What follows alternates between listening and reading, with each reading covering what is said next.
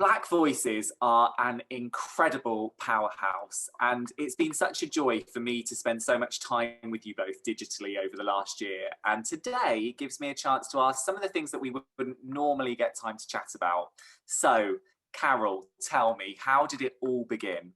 Gosh, it began back in 1987. The women that started Black Voices were all backing singers. We used to do a lot of studio session work and, do a lot of miming on stage behind bands and stuff. We always had a great laugh when we were in my flat, practicing our little do-ups and trying to make them tight and, harmonies that we'd have to hold long oohs or ahs.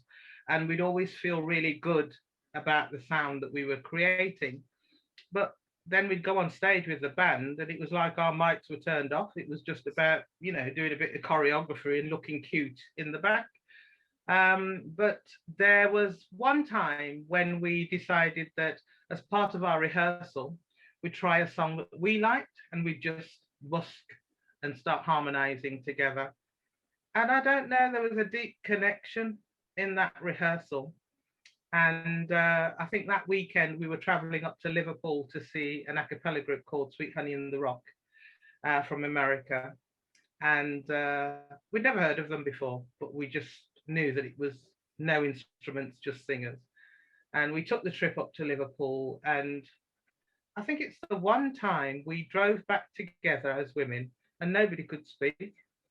We were just blown away. We couldn't believe that 5 women and a sign language person were on stage for an hour and a half, no instruments, but just took everybody in through their voices. And yeah, I just think that started the seed for starting Black Voices. Really, we kept saying there's nothing like this in England. We haven't got anybody.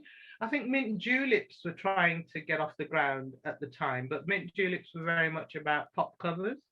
But I don't know, Sweet Honey were grounded in the oral tradition, where it had come from, how it had been used, and they were continuing that.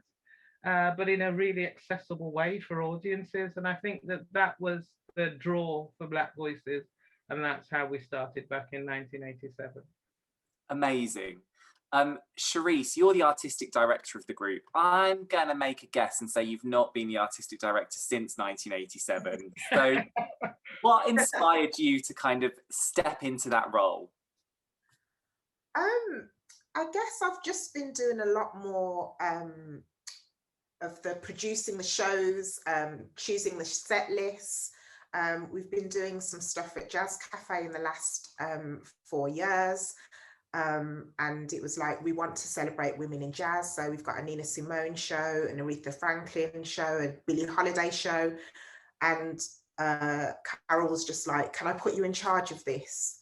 And I was like, yeah, okay, cool. And so, yeah, it's just kind of taken off, from there, producing the shows for Jazz Cafe, and just getting more involved in selecting the set lists for Black Voices performances, thinking about the way that we use the stage, just making it a little bit more interesting. Amazing. And both of you have just mentioned some big names, both in the a cappella tradition and then some of the names that you're kind of representing at the Jazz Cafe. So who are the musical pioneers that have kind of paved the way for what you're doing now? Oh my God, one of them died this week, Mary Wilson, just anybody. I think people think that the story of Black musicians going round the back, not allowed through the front door, not being recognized for the contribution they make in, writing a song or being on stage and the sound that they're contributing to somebody who doesn't sing that well, making them sound good.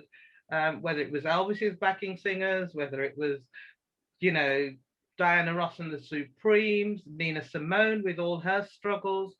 I think all of them people paved a way for Black Voices, because each time it broke down a little bit more of the barrier. And I think we can go on stage today because all those women paved a way for us to do that. Men too, but because we're a women's group, we celebrate the women more. Of course. And Charisse, who are the Black women doing it now that you're looking to and being like, I want to emulate that? Oh, now, oh gosh, there's so many amazing singers out now. Her is one of them. She just did the Super Bowl at the weekend, and Jasmine Sullivan. And if I think of like British artists that are emerging, Celeste is amazing, and you know, Georgia Smith, Laura Mvula, my cousin, how could I forget her?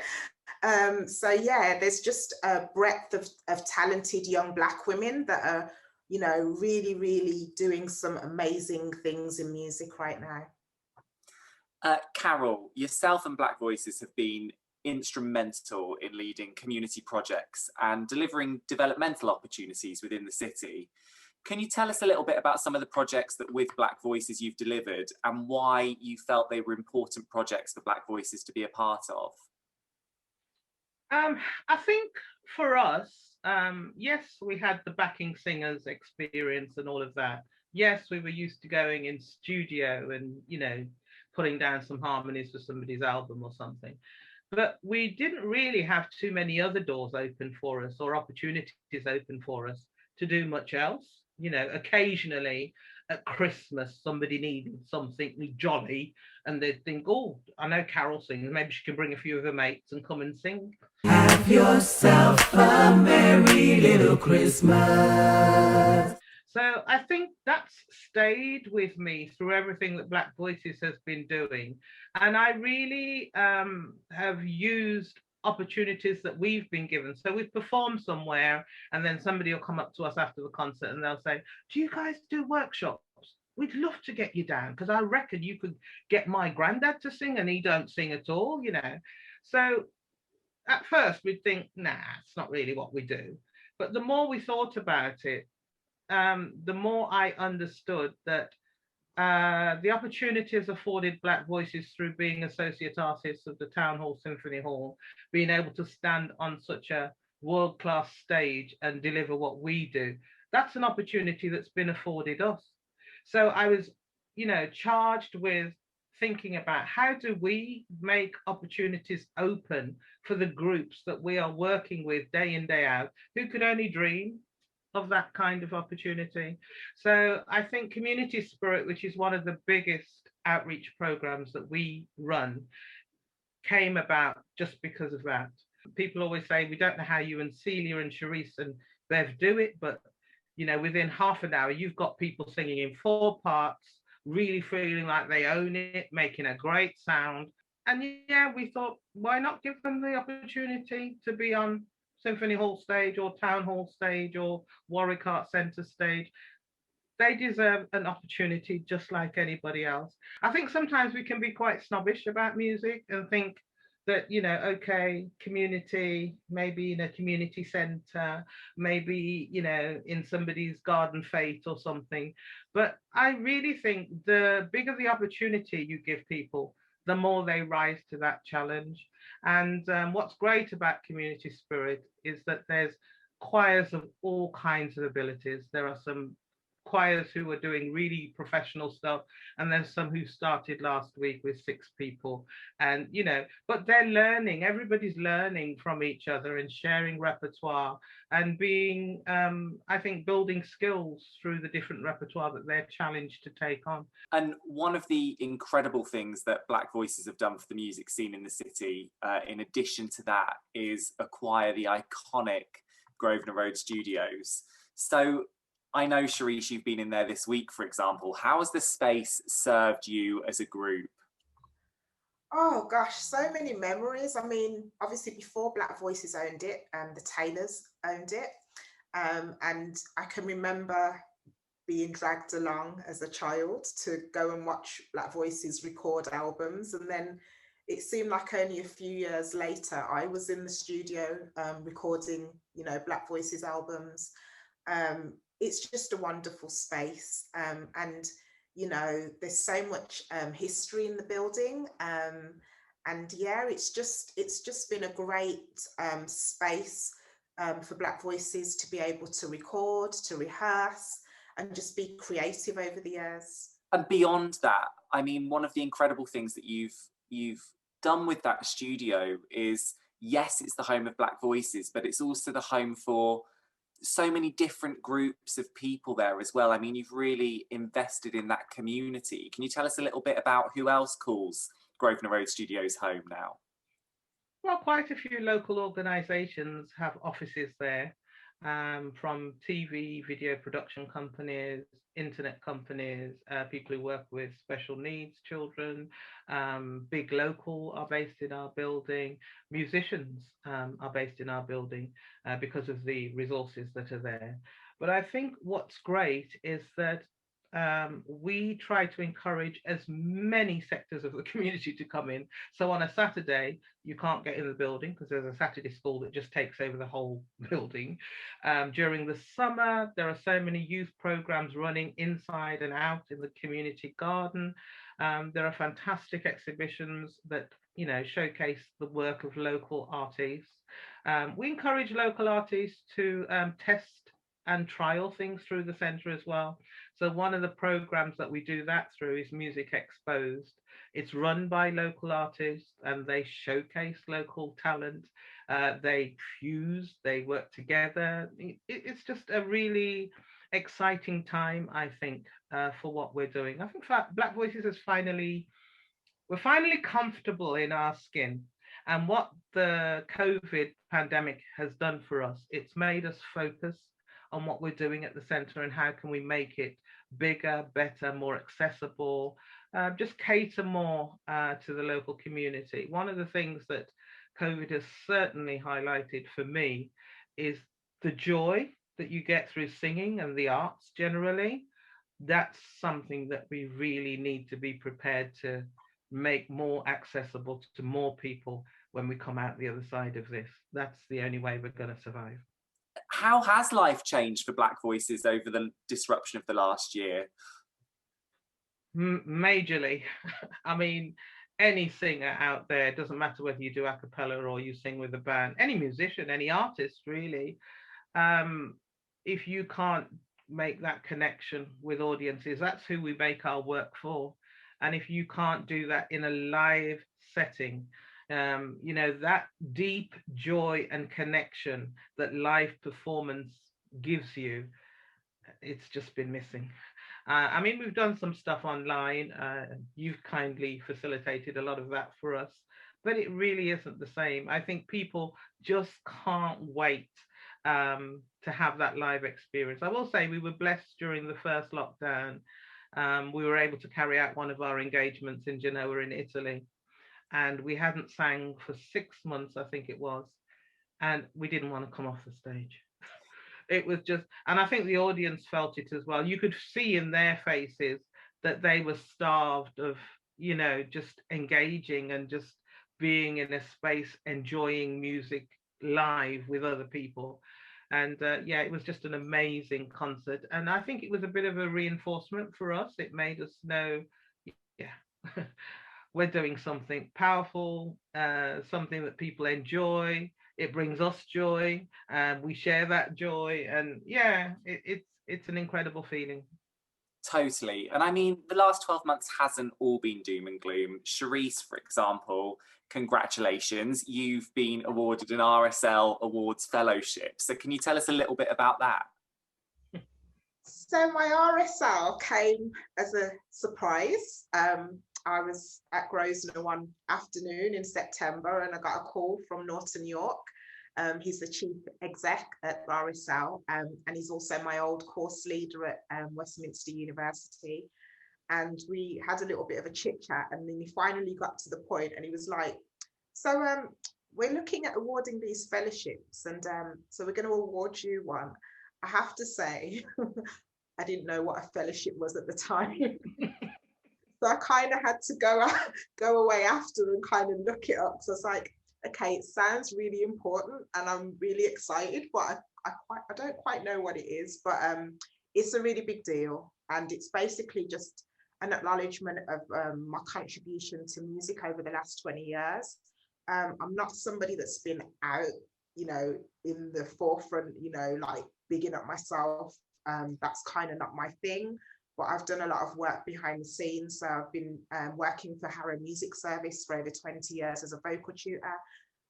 So I've like worked in virtually nearly every school in Harrow.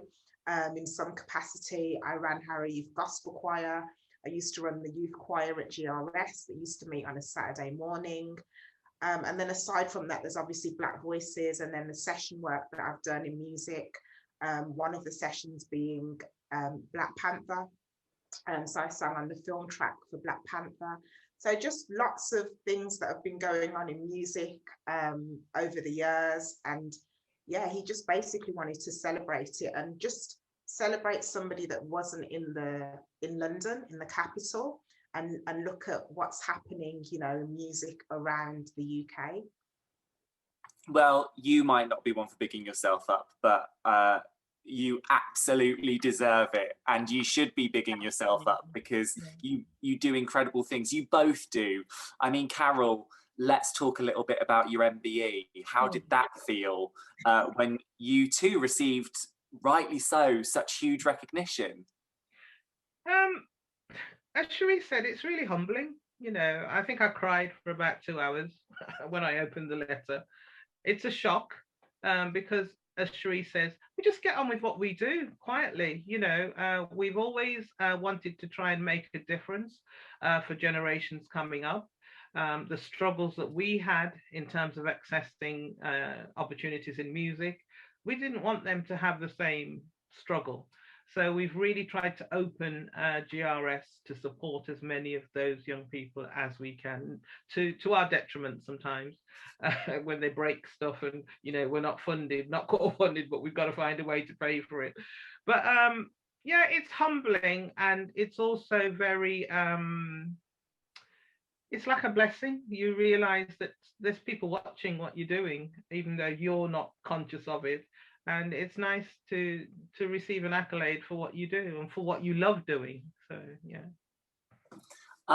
Looking ahead, I know that there are a few exciting plans in the pipeline that we can't talk about, but are there any teasers that you can share about what you have got lined up for the future?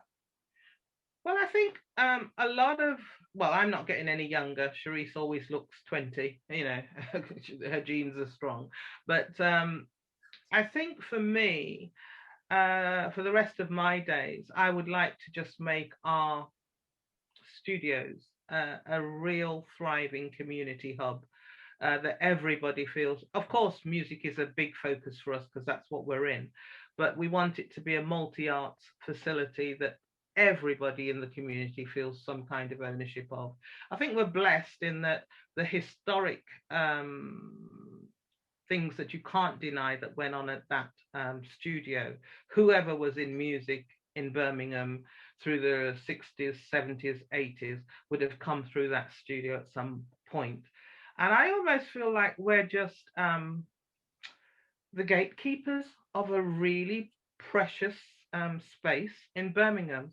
And so over the next few years, we will be about trying to celebrate that in big ways.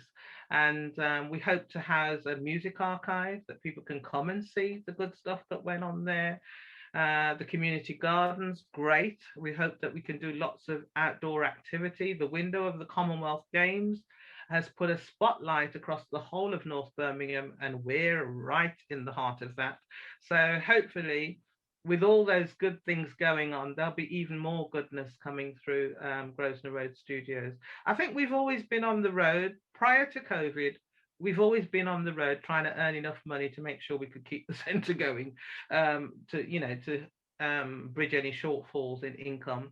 And I think now we're realising that we can work another way and really see it as a kind of jewel in North Birmingham that everybody can celebrate and be part of celebrating. So yeah, I'm excited about what can come. And Cherise has been managing the centre throughout COVID. It's not something that she thought she could do, but my God, she's been so good at it. I think all the tenants have had a culture shock You know, every single room in that building has had a clear out. You know, I know this week she's even been painting. So yeah, nothing has been too big or too small. We've just got a great team of volunteers who support us in what we're trying to do, you included, Richard. And yeah, there just seems to be a new momentum coming out of COVID. Black Voices are huge champions of the local music in Birmingham. Charisse, what do you think needs to be done in order to support local artists in the current climate and as we move out of this pandemic into a new world? I definitely think funding in the city needs to be addressed. I know so many musicians and, you know, singers and creative artists don't know that these funding opportunities even exist and that they could have been going for, you know, these funds throughout the pandemic. So I think that's something that really needs to be addressed, to let people know that, you know, things are out there to help them in these times. And it's whether, you know, we're performing live again in the next 6 months or 8 months or 12 months, you know, it's to support and get people ready for that next stage, like what's going to happen next. And I think so many things can be done in preparation for when things reopen, you know, in terms of whether it's launching a website, trying to get live streams going. There's just so many possibilities right now, but I think a lot of people need the support to do those things. And the support is out there, but I think we need to shout about it so people know how to tap into all these resources, so that, you know, they can, you know, they don't feel like they need to go and get a job in Tesco's, you know, and they can keep doing the creative stuff that they want to do. Totally. And that creative stuff is so important. I mean, I'm preaching to the choir. I mean, look at the positive impacts of singing on people's mental health, on togetherness. And I think rounding it off and bringing it back to Black Voices as a group after such a long time of separation, I think the art form of singing together as a collective will just have so much more attention and appreciation as we emerge from lockdown. Audiences are just going to be so excited to see you. Have you got any gigs on the horizon, or are we still waiting to see what happens next? The goalposts keep moving and we just adapt with the times that we're in and just, you know, work as best we can. Thank you so much for having a chat with me today. I really appreciate it. It's been such a joy to find out a little bit more about the history, but also about some of the plans for the future. And I know I'm excited for those plans for the future, and I can't wait to continue that journey with you all. So thank you for your time today. Thank you.